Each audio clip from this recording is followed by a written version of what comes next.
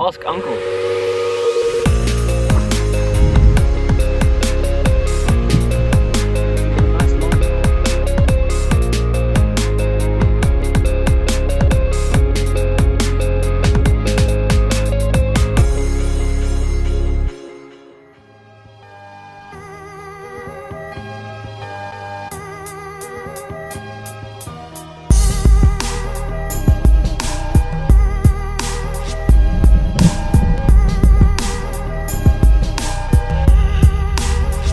Morning guys, Mark Bywater here, just fishing, and we're idling out. We're on Theewaterskloof, and we've been asked by George Robbie of the Bass Angler magazine, which is probably South Africa's leading bass magazine, to do a little video on the different techniques of casting. So I'm going to break it down into 3 simple parts.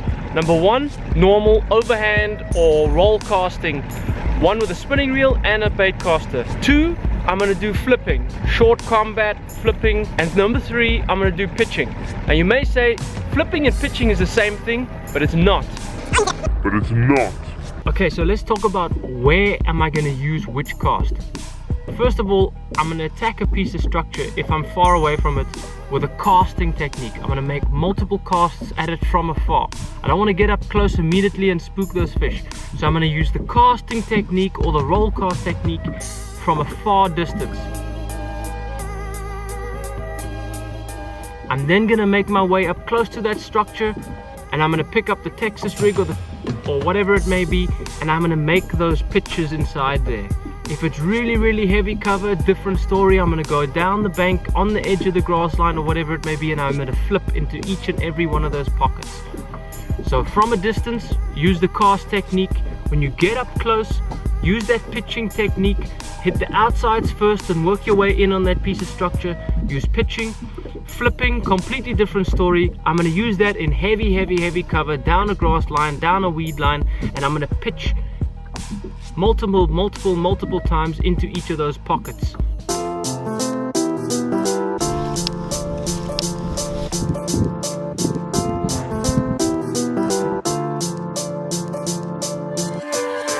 Casting is a straightforward technique. I'm going to make it like a cricket ball throw, the same action.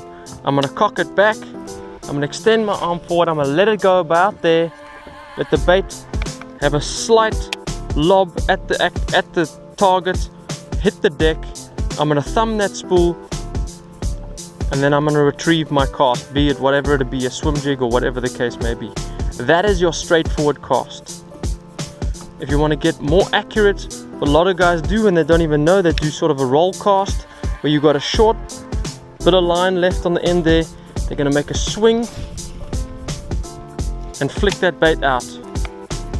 So let's take a look at that again. I'm going to leave a little bit there. I'm going to make a short little loop around and a straightforward pinpoint accurate cast. I'm going to start from a distance. I'm going to make a few casts on the outsides. I'm going to work my bait around the outsides, and then I'm going to work my way in, and I'm going to flip and pitch right up inside that tree. So I'm going to make a couple of casts around the outside using that roll cast, that straightforward overarm or baseball cast or whatever you want to call it. So I've made a couple of casts around the outside there. I'm going to switch up my approach. I'm going to get a Texas rig. I'm keeping it in my left hand. Bait and reel lined up. I'm going to make a couple of pitches around there and work that soft plastic around there.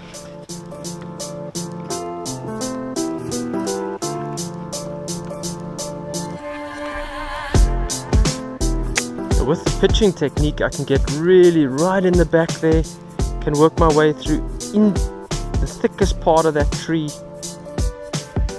and on some days that's where they're going to be, in that thick part there. Right at the base of that tree, I'm going to let my bait fall right there.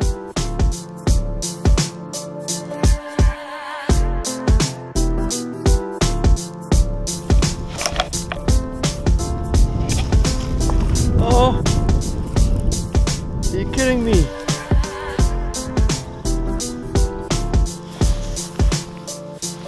Oh, it's a freaking smallmouth. Let's look at the art of flipping.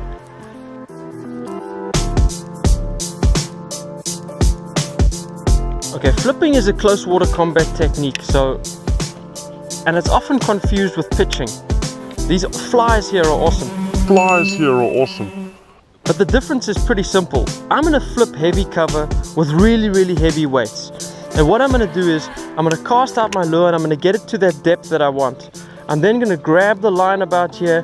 I'm gonna extend my arm back. So now my bait is again in line with my reel, okay, but I've got all the line in my hand. So what I'm gonna do is the same pendulum swing, but I'm gonna bring my hand back to my reel. What this allows me to do, this allows me to put that bait into multiple areas or multiple pockets a lot quicker than if I'm pitching. As you can see, I can cover a lot of water very, very quickly. This is not the type of cover that I would normally flip in, but it's just to show you the difference. I'm gonna flip in heavy grass mats, or I'm gonna flip in nice lily pads or reeds, where I really want to target each and every little stick and every little cane. But generally it's when it's in the same depth, in the same cover, and I'm really just picking the lure up with my line in the hand. I'm extending it backwards. I'm bringing that lure back in line with the reel, and again making that pendulum flip, bringing my hand down towards the reel, and then I can feel for it. What you can do is you can hold the line in your finger. Guys like Gary Klein like to do that. They swear by it. They get a good feel for the lure in their hand, and when he bites, you can just pull back on him. Short combat bass fishing.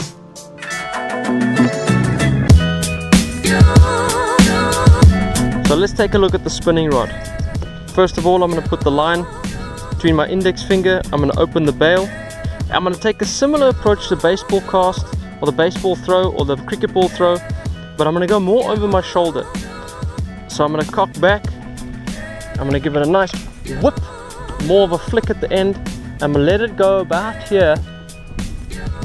Bring the rod down, close the spool. I close it by hand. I don't like to engage it with the reel. Close it by hand, and then fish whatever bait you're fishing back to the boat. Generally, I'm throwing lighter line on a spinning reel. So anywhere from 6 to 8 pound line, or 10 pound braid with a leader, and it's a little softer rod, little softer tip, more of a finesse approach.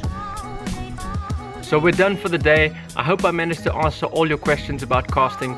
Until next time, stay tuned to Just Fishing, and thanks to the Bass Angler magazine and George Robbie for getting hold of me and asking me to answer their questions. If you have any more questions or comments, please leave them below. I'll try and answer them to the best of my abilities. Until next time, don't forget to subscribe and stay tuned to Just Fishing.